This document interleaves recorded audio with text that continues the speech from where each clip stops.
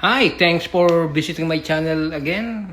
I noticed I having a hard time to put any heavy stuff for your truck. Most especially, I have a generator. So I decided to go to Harbor Freight to get this Howl Master. It's the size is 9 inches wide by 72. This one is a ramp. So maximum you can load is 1,000 pounds. That's the capacity. 500 pounds per ramp. So they added the two ramps. So that's how it look like. It's a very long box. They have some sealed tape on it. 1, 2, 3, 4, 5, 6. So 7 tape. And I get this one yesterday, which is they have on sale for 50% less. So I give this one a shot. If you want to buy it, that's the item number 44649. They have like 6 display, but I get the one in a middle price. So there's some folding there, but I just do this one straight. So just get this kind of metal. They said it's galvanized to resist rust. Set 2 ramps. There's a one display there. There's only one. You need to buy 2. So I think you can use that one for only 2 wheels, like motorcycle. If you want to use by like your lawnmower, your riding lawnmower, this is the one you need to buy. Or they have 4 wheel on it. So let's open the box and let's see what's inside. So open really quick. This one is brand new, you can tell.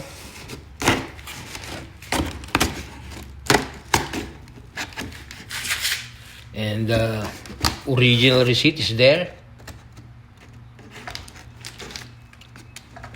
And let's put this one in the ground and let's see what's inside. So I already open the box. They have a little bit manual here. And there's some accessories too. This one is a bolted nut to put this.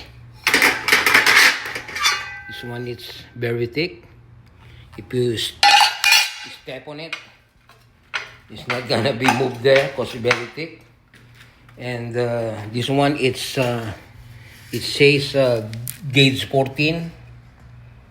So it's very thick. So let's step on it.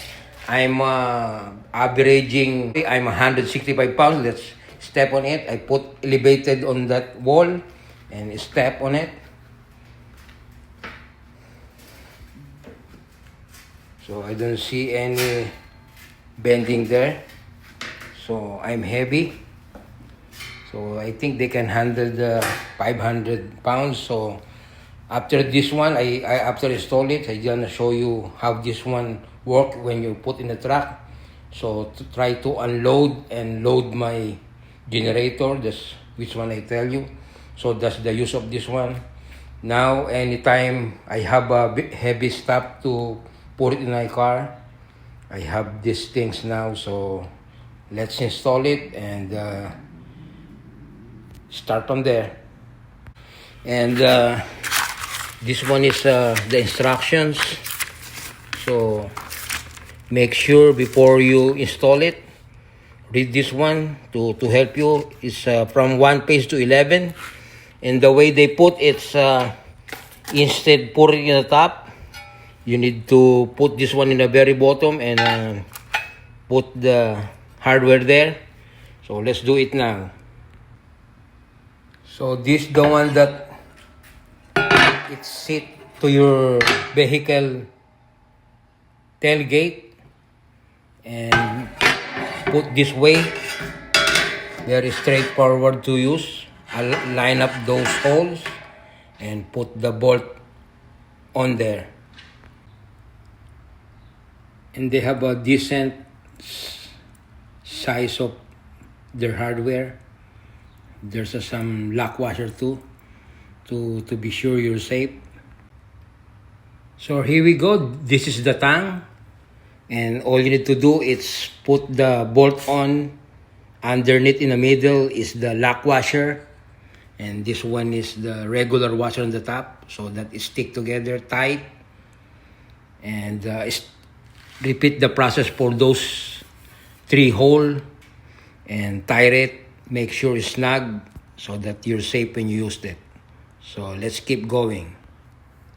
And I suggest to flip like this over like this, so it's easy to line up than the one I do earlier. You can use 10 mm socket there, exactly fit, and you need to get another to use for tying up to the other bottom part there.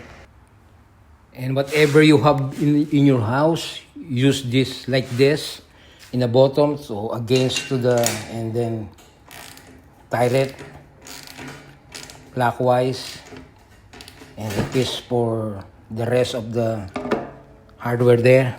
Repeat the process. So be careful when you tie this one. This one is a sharp object, so to avoid cut your hands, and make sure it's tight, snug, so that it's not move.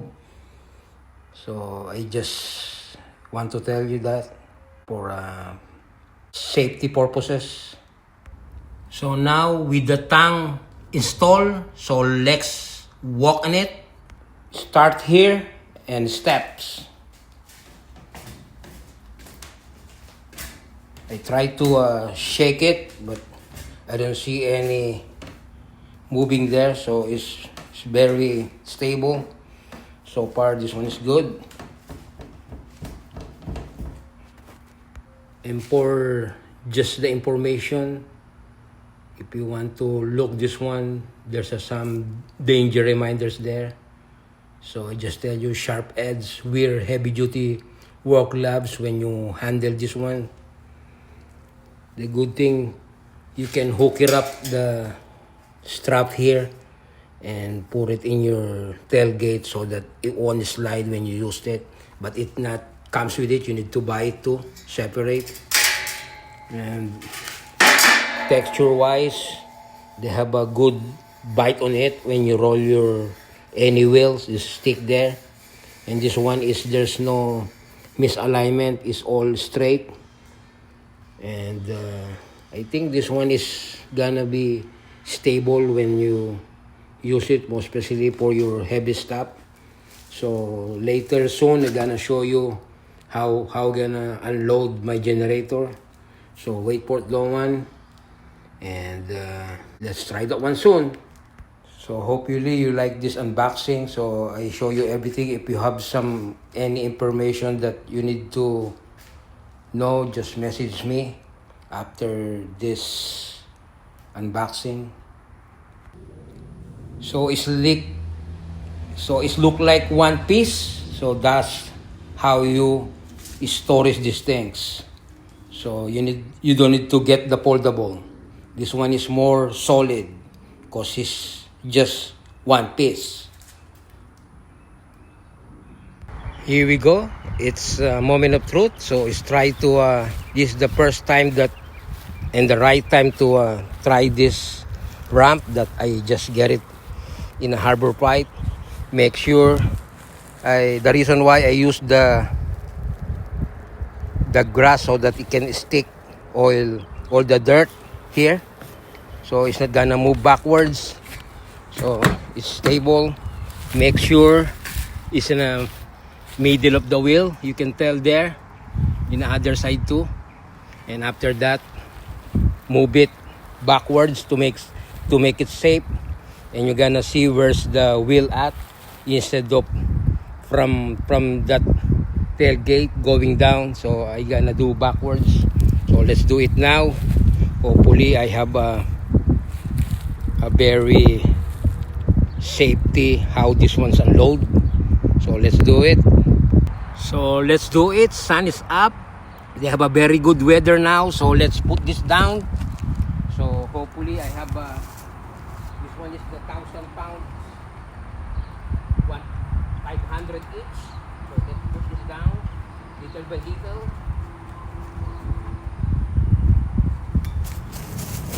That's good. And then when you pull it up, it's easy. You can just do like this and push it. So I think this one's work. I like it. So if you ask me if I suggest to buy this one for now, I just gonna tell you yes, because that's the proof that it handled this 226 pounds generator. This one is the Genmax, and there's 2 gallons of gas on it, so it adds up for the weight.